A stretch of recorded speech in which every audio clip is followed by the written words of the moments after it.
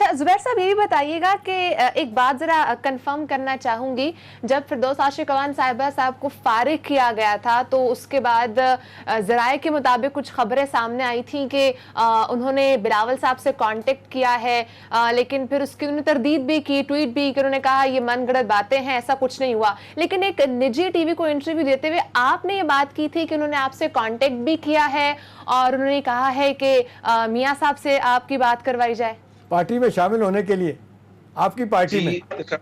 जी, मैंने कभी जिक्र इसका नहीं किया था जब तक वो यहाँ से नहीं निकल गई थी। ये अभी की बात नहीं है, जब उन्होंने पीपल्स पार्टी छोड़ी थी और 2018 2017 वगैरह की बात है, उस वक्त जब मैं गवर्नर था तो वो 2 दफा स्पेशली फ्लाई करके आई थी कराची और उन्होंने कहा कि मैं PMLN ज्वाइन करना चाहती हूँ। जाहिर है मैंने तो, मेरे लिए तो, हालांकि मैं कभी उनको जानता नहीं था, बट शी सेड कि उनको सबने कहा है कि जी मैं मियां नवाज शरीफ के बड़ा करीब हूँ और मैं पॉजिटिवली इन्फ्लुएंस कर सकता हूँ and so on. Khawaja Asif apparently शायद इतने फेवर में नहीं थे और जाहिर है वो सियालकोट की पॉलिटिक्स को ज्यादा अच्छी तरह जानते थे। तो वो फिर मियां साहब से मैंने जरूर कहा था, नॉट सिफारिश, बट ये कहा था कि जी उन्होंने ये कहा है, बाकी जाहिर है उनके ऊपर है।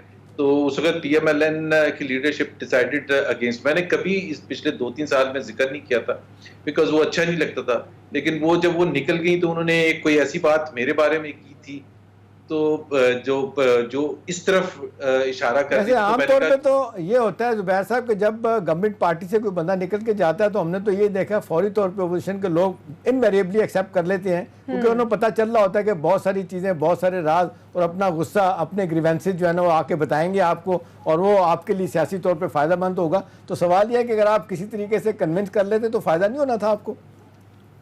पता नहीं फायदा, नहीं, हमें तो फायदा इसलिए हुआ था कि वो तहरीक इंसाफ में गई और spokesperson of the government बनी। We were enjoying while she was there. जिस तरह फयाजुल हसन चौहान को तो हम बहुत पसंद करते हैं क्योंकि it brings a bad name to PTI and I think while she was there तो वो कोई PTI के लिए असासा नहीं थी। हमारे लिए और मीडिया के लिए एक कांस्टेंट एक जरूर होता था। शिबली फराज उनके मुकाबले में एक ज्यादा सुलझे हुए है, मेरा ख्याल है, पढ़े लिखे हैं और पॉलिटिकल ऑपोजिशन अपनी तरफ होती है। बट सो फिरदौस आशिक के बाद कमिंग बैक टू शहबाज साहब, आपके ख्याल में उनकी गिरफ्तारी होगी? कुछ लोगों का ख्याल है वो भी गिरफ्तार नहीं होंगे और जहांगीर तरीन भी नहीं होंगे कभी गिरफ्तार। इसका हम जवाब लेते हैं ब्रेक के बाद कि क्या शहबाज शरीफ आने वाले दिनों में गिरफ्तार होंगे या नहीं। साथ ही रहिएगा।